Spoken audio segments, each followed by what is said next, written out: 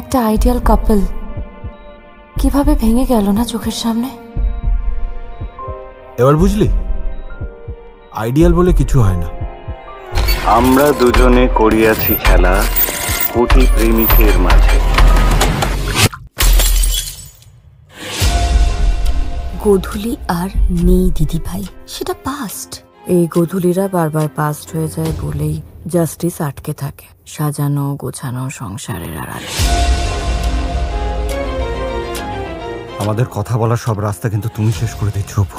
রাস্তা তো অনেকদিন আগেই শেষ হয়ে গেছে ঋষভ। যতটুকু কথা বাকি সেটা না হয় কোর্টেই হবে। তবে গোধূলিতেই এই গল্পের শেষ নয়। হ্যালো, আমাকে কেউ মারার চেষ্টা করছে অপু।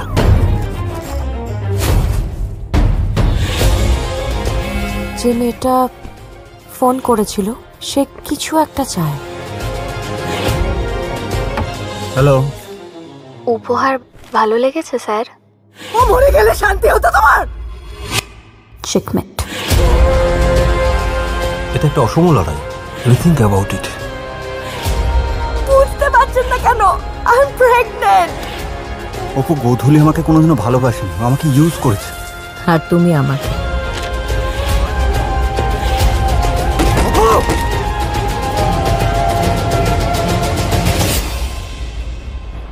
আমি যে কোনো সত্যি খুঁজছি সেটা অন্য কারোর জানার জন্য তাকে আমাদের জীবনের অনেক কাছাকাছি থাকতে হবে, খুব কাছাকাছি।